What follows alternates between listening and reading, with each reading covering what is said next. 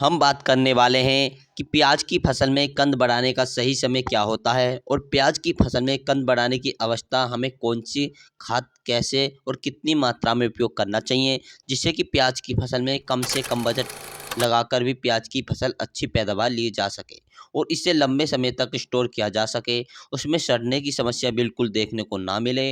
अगर आप भी अपनी प्याज की फसल में कम बजट में लगाकर भी कंद साइजों को अच्छा बढ़ाना चाहते हैं तो यह वीडियो आपके लिए बहुत ही खास होने वाली है।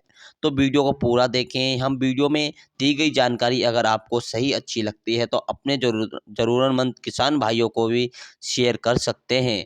और किसान भाइयों, जो प्याज की फसल तो होती है, इसमें कंद बढ़ाने का जो सही समय होता है लगभग 55 से 85 दिन की अवस्था में होता है। इससे पहले की अवस्था तो प्याज की फसल में सिर्फ वनस्पति ग्रोथ को देखने के में मिलती है।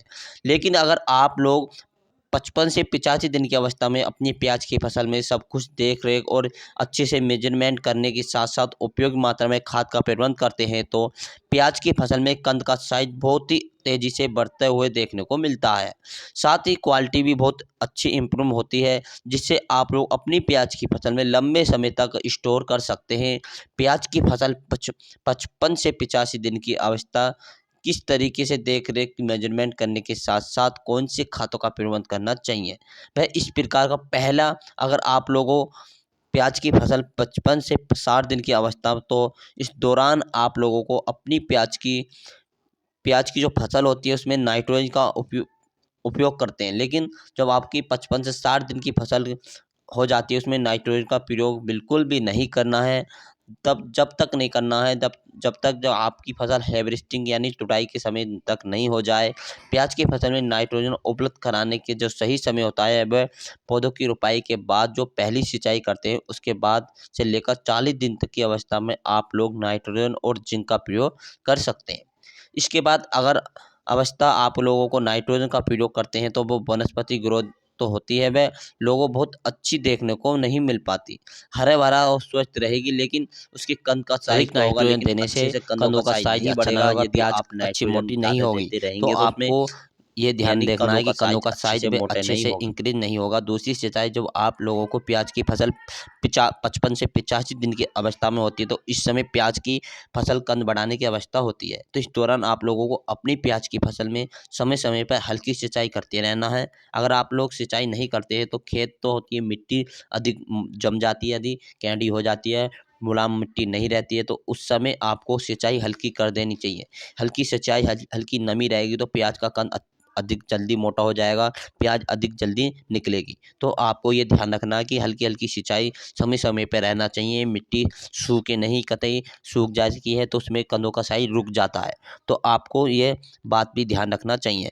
तो और किसान साथियों, दूसरी सिंचाई अगर आप लोग अपनी प्याज की फसल में गहरी सिंचाई कर देते हैं, यानी कि ऐसी सिंचाई कर देते हैं कि उसमें 3 से 4 घंटे तक यानी 2 दिन तक पानी सूखता नहीं है, तो उस समय हमारी प्याज का छिलका होता है बहुत ही सेंसिटिव होता है, बहुत ही हल्का होता है। जैसे प्याज का छिलका होता है उनमें सड़ने की समस्या आ जाती है, यानी सड़ने लग जाता है। तो प्याज की फसल वह देखते देखते खराब हो जाती है। इसलिए जब प्याज की फसल में कंद बनाने की अवस्था होती है तो उस अपनी प्याज की फसल में समय समय पर हल्की सिंचाई करना है और उसके साथ साथ कीट व रोग पे भी नियंत्रण करना है। जब प्याज की फसल 55 से 85 दिन की अवस्था में रहती है तो उस दौरान फरवरी मार्च का महीना आ जाता है। हाँ किसान साथी, इस टाइम मार्च का महीना चल रहा है। आप सोचते हैं कि मार्च के महीने में कभी कभी दिन में टेम्परेचर हाई हो जाता है, रात के समय लो रहता है। तो इस समय भी काफ़ी समस्या देखने को मिलती है रोग और नियंत्रण पर।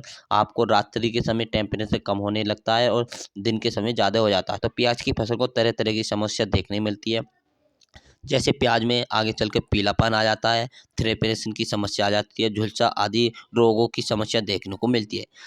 जिससे अगर आप सही समय पर सही तरीके से नियंत्रण करते हैं तो प्याज की फसल में निकलने वाला जो उत्पादन होगा काफ़ी अच्छा, काफ़ी ज़्यादा बेहतरीन हो जाएगा। और प्याज की जो फसल है उसमें पीलापन और थ्रिप्स की झुलसा रोगों को नियंत्रण करें, जैसे कि हमने आपको बता दिया है। इसे कैसे कैसे नियंत्रण करना है इस पे भी हम आपको एक वीडियो बना के देंगे। यदि किसान साथियों हमें इंस्टाग्राम पर भी फॉलो कर सकते हैं, उस पर भी हमने आपको प्याज की भी कुछ वीडियो गे रखी हैं। और किसान साथियों, चैनल पर पहली बार है, चैनल को जरूर सब्सक्राइब करें। चलते हैं बात करते हैं कि प्याज का कंद कैसे बनाएं, इसके ऊपर हमने टॉपिक पे बात करी थी शुरू में। तो कुछ ऐसी 3 बातें आप लोगों को अपनी प्याज की फसल में खासकर ध्यान रखना है, अन्यथा आपकी उर्वरक का प्रबंधन करना अच्छी तरीके से और अपनी प्याज की फसल अच्छी से रिजल्ट बिल्कुल अच्छा सा रिजल्ट देखना है तो आपको बहुत अच्छे से देखभाल करनी है। जब आपकी प्याज की फसल 55 से 85 दिन की अवस्था में कंद बढ़ने की अवस्था होती है, उसमें कौन से खादों का उपयोग करें और कितनी मात्रा में उपयोग करना चाहिए साइज बढ़ाने के लिए, तो आपको ग्रोथ और क्वालिटी भी इम्प्रूव हो, जिससे लंबे समय तक स्टोर किया जा सके। जिससे हमें पहले नंबर 1 पर जो किसान साथियों लेना है, जिससे कि हमारी प्याज आगे चल के सड़े नहीं, स्टॉक में रहे तो वो भी सड़े नहीं। तो इसके लिए आपको NPK 05234 का स्प्रे करना है किसान साथियों। 05234 लेना है। आपकी जो प्याज की फसल 55 से 70 दिन की अवस्था की बीच की अवस्था है, इस दौरान आप सभी NPK 05234 का स्प्रे करें। अगर आप लोग प्याज की फसलें बिल्कुल हरी भरी स्वच्छ है तो आप सिर्फ NPK 05234 का स्प्रे करें। दूसरी तरफ अगर आप लोगों की प्याज की फसल में पीलापन या कमजोरी नजर आ रही है तो उस दौरान में भी आप NPK 05234 का स्प्रे करें। बात करते हैं माइक्रोन्यूटन का भी स्प्रे कर देना है। माइक्रोन्यूटन का भी स्प्रे कर देना है, जिससे आपकी प्याज की फसल में अच्छी तरीके से ग्रोथ भी देखने को मिले। अब डोज की बात करते हैं कि कितना लेना है। आप लोगों को पर लीटर के हिसाब की बात करते हैं तो पर लीटर के हिसाब से आपको 5 ग्राम NPK 05234 लेना है पर लीटर के हिसाब से, और अपनी जो फसल है उसमें अच्छी तरीके से स्प्रे कर देना है। दूसरी स्प्रे के आप लोगों को अपनी प्याज की फसल में दूसरी स्प्रे 70 से 80 दिन के बीच की अवस्था कितनी कितनी होती है, और दूसरा स्प्रे 70 से 80 दिन की जो लेनी है आपको कात्या कंपनी का पैक्लोबुद्रा 23% SC फार्मूलस में जो केमिकल आता है, जिसे मार्केट में फास्ट के नाम से भी जाना जाता है, इसका स्प्रे करना है किसान साथियों। अगर आप अपनी प्याज की फसल में 70 से 80 दिन के बीच की अवस्था में इसका स्प्रे करते हैं तो बहुत ही तेज़ी से कंद का साइज बढ़ेगा। इसका डायोग्राम भी बढ़ेगा और इसके वजन में बहुत अच्छी बेहतरीन वजन भी बढ़ेगा। तो आप लोगों को सिर्फ इसका स्प्रे करते हैं तो आप लोग अपनी प्याज की फसल में बहुत अच्छे से पैदावार देखने को मिलेगी। लेकिन अगर आप लोग चाहते हैं कि पैदावार अच्छे से और क्वालिटी भी इम्प्रूव हो, इससे लंबे समय तक स्टोर कर सके, तो आप लोगों को जो बोरोन भी लेना है, बोरोन 20% वाला लेना है।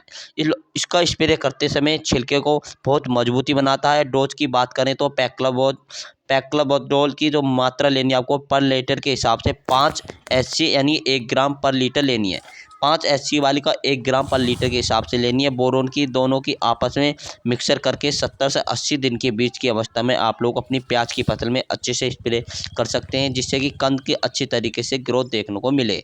इस खाद का उपयोग अपनी प्याज की फसल में 85 दिन की अवस्था में करना है तो वो आप लोगों को स्प्रे के माध्यम से ही अपनी प्याज की फसल में देने के हैं। और इसकी बात करते हैं अगले, तो NPK 0050 यानी कि पोटेशियम का स्प्रे करना है।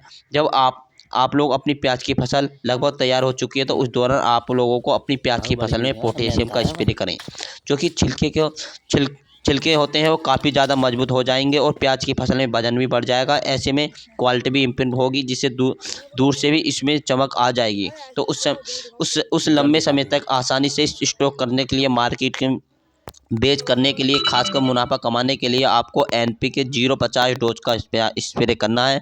पर लीटर के हिसाब से 5 ग्राम लेना है। अच्छी तरीके से घोल बनाकर आप लोग अपनी प्याज की फसल में अच्छे से स्प्रे कर सकते हैं और प्याज की फसल में उत्पादन बढ़ेगा, उसके साथ साथ इसकी क्वालिटी भी बढ़ जाएगी, जिससे आप लोगों को अच्छे से मुनाफा कमा सकते हैं। किसान साथियों, ये थी प्याज की फसल में 85 से 55 दिन की अवस्था में हमें कौन कौन सी विशेष बातों का मन में ध्यान रखते हुए कौन कौन से खातों का स्प्रे करना है, तो इसके बारे में हमने आपको जानकारी दी। जानकारी अच्छी लगी तो जानकारी को अधिक लोगों को भी शेयर करें दोस्तों। और यदि आपको कोई डाउट रह गया है तो हमें कमेंट करके पूछ सकते हैं, हम आपके कमेंट का जवाब जरूर देंगे। जानकारी अच्छी लगती है तो आप कर सकते हैं। इसकी बात करते हैं कि कात्या कंपनी का जो हमने आपको बताया था कि इसकी मात्रा कैसे कैसे लेनी है। पैक्लोबोजोल की तो मात्रा लेनी है आपको 1 ग्राम पर लीटर के हिसाब से लेनी है। पैक्लोबोजोल जिसे फास्ट के नाम से जाना जाता है, 1 ग्राम प्रति लीटर के हिसाब से इसकी मात्रा लेनी है फास्ट की। और NPK की लेनी है, हमने आपको बता दी और सभी की। तो किसान साथियों, हमारी वीडियो अच्छी लगी तो चैनल को सब्सक्राइब कर लें। जय जवान जय किसान।